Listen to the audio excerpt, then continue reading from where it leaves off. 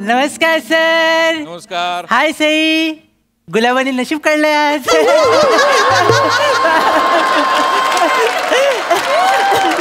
Sir सगळ्यांना कळतंय sir आजूबाजूला दिवाळीचं वातावरण आहे सर.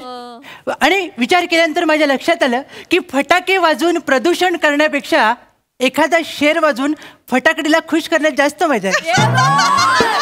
सर तुमच्या दोघांची माफी मागतो आणि सईसाठी एक शेर अर्ज करतो सर. गौर फरमाइएगा.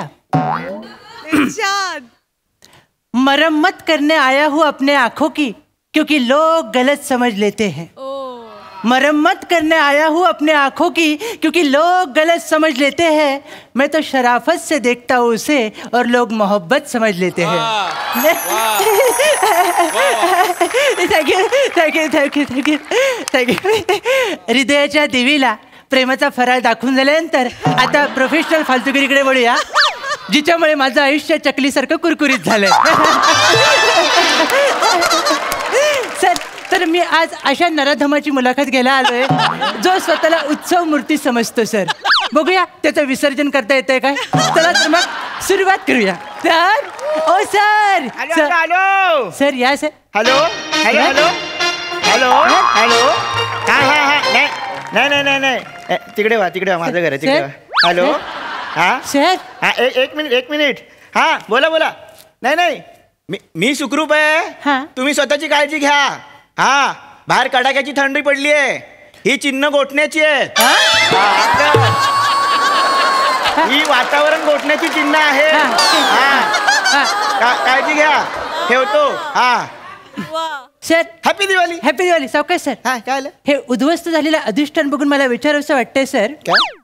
फटाके रागाने चढलेत अंगावर की नाही नाही नाही. हे मी माझा नवीन मी इव्हेंट करतो ना. ही माझ्या नवीन इव्हेंटची तयारी आहे. काय बोलताय सर. पण धोकादायक आहे सर. काय आलं. एका हातात पंटी एका हातात चिवडा सर. गळ्यात फटाके इथे रॉकेट. समजा पंटी रोमॅन्टिक झाली आणि हलकासा वातीला स्पर्श झाला, केवढा चिवडा लागेल.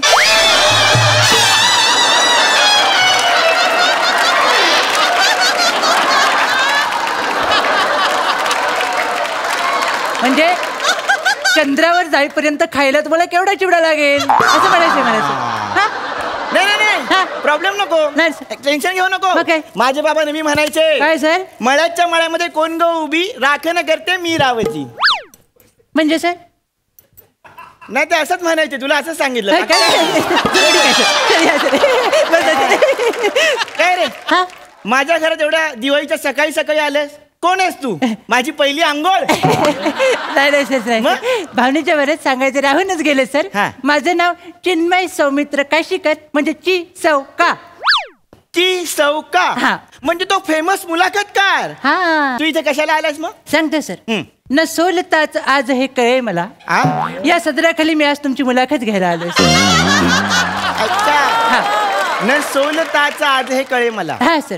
मुलाखतीला पुढे जाण्या अगोदर मी तुम्हाला सांगू इच्छितो सर काय की मी उत्सव मूर्तींचा जबरदस्त फॅन आहे सर. Thank you thank you. तर ॲज अ फॅन जमलं ना सर. तर ॲज अ फॅन मला तुम्हाला पहिला प्रश्न विचारायचा वाटतो की तुमचं नाव काय. माझं नाव सांगायला मला आवडेल. सांगा सर. माझं नाव शिमगा. काय सर. शिरीष मनोहर गावकर. शिमगा. अच्छा. लगेच दुसऱ्या प्रश्नाकडे वळतो सर. ओके. बघा माथ्यावर बेरोजगारीचा शिक्का आणि मेंदूला बुद्धी दरिद्राचा शाप असं निकृष्ट दर्जाचं व्यक्तिमत्व पदरात पडलेलं असताना आपण यशाच्या शिखरावर निर्लज्जपणे चढू शकतो ही वैश्विक चेष्टा होईल अशी संकल्पना तुमच्या अविकसित मनाला केव्हा शिवली सर.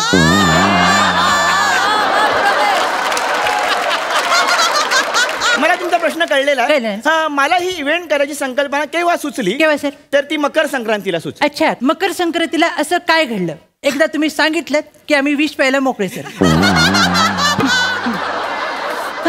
तर मकर संक्रांतीच्या दिवशी माझ्या आईने तिळाचे लाडू केले होते. अच्छा. आणि आई बोली घरातल्या वाटून ये. सुंदर आई. मग आजोबा आमच्या घरात मोठे म्हणून पहिला धावत मी आजोबांकडे गेलो. तर आजोबा असे झोपले होते. अच्छा. म्हटलं एवढ्याशा छोट्याशा लाडूसाठी आजोबांची झोपमोड कशाला करा. मी 2 फूट मागे आलो, अंदाज घेतला आणि 5 लाडू आजोबांच्या तोंडात असे उडवले. 1 2 3 4 5. 5 लाडू आजोबांच्या तोंडात गेले. अरे वा. थोड्या वेळाने अचानक गर्दी जमा झाली. लोकांनी माझ्या झोपलेल्या आजोबांना उचललं आणि घेऊन गेले. मला कळलंच नाही मकर संक्रांतीच्या दिवशी लोकांनी माझ्या आजोबांची होळी का पेटवली. सर पेटवणारच का? कारण सर त्यांच्या घशात जी तुम्ही लाडूची लगोरी लावली ती त्यांना फोडता नाही आली. मग यमाने त्यांना आउट केलं सर. म्हणजे आजोबांची आतल्यात आबादुबी झाली. आबादुबी झाली नाही, ते आबादुबीला गेले सर. कळलं का तुम्हाला? पण तेव्हा मला कळलं सणाच्या वेळी असं वेगळं काहीतरी केलं की तुम्ही पॉप्युलर होता. बरोबर. आणि तेव्हापासून मी इव्हेंट करण्याची शपथ घेतली. खरं आहे सर, तुम्ही शपथ घेतलीत सर. म्हणजे आजोबांच्या घशामध्ये लाडूंची पेरणी केल्यानंतर तुम्ही बैलपोळ्या सणाला नजर लावायला गेलात सर. बैलपोळा युनिक इव्हेंट होता माझा. हो. मी काय केलं, 51 बैलांची शर्यत लावली होती, लाईव्ह टेलिकास्ट. सर पण 51च का? 51 5 + 1 = 9. 5 + 1 9 आणि 9 हा शुभांक आहे. सर 5 + 1 = 9. ऐकताय ना तुम्ही? बरोबर. आर्यभट्ट माहितीये तुम्हाला? माहितीये ना, ब्रह्मास्त्रामध्ये काम केले तो. सर ते आलिया भट्ट. ते आलिया भट्ट सर. आर्यभट्ट कोण आहे? तुमची बेरीज ऐकून रात्री 12 वाजता तुम्हाला जो जाळू शकतो तो आर्यभट्ट सर. कळलं का सर? ते जाऊ दे सर. आर्यभट्ट तुमच्या खिचगिंतीत पण येणार नाही. तुम्ही शर्यतीबद्दल काहीतरी बोलायचं सर. तर मी शर्यतीबद्दल सांगतो.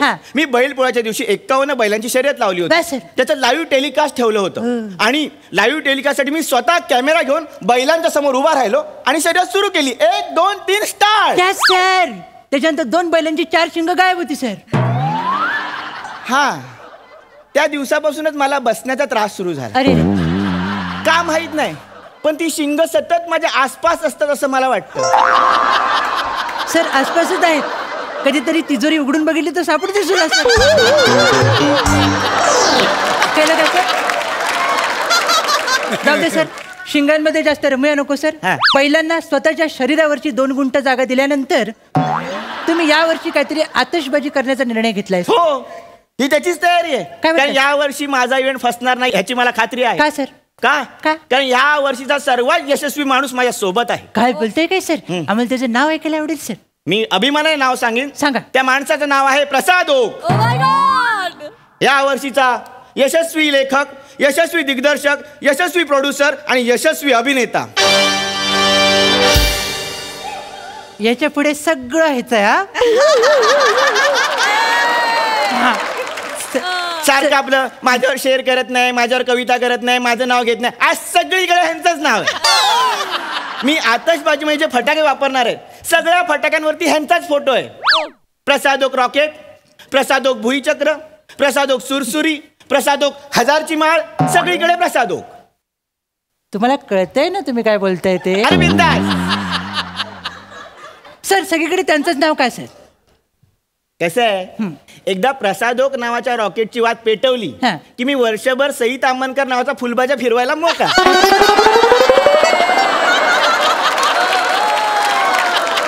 सर पण हे सगळं करण्याचं कारण काय सर? हे बघ, आपल्या इथे जागच्या जागेवर हिशोब होतात. गेल्या शेड्यूलला बोलले आज हिशोब मांडला. हो सर, बरोबर आहे सर. पण तुमचा हिशोब मांडण्याच्या नादात माझी चिल्लर का आपटताय तुम्ही?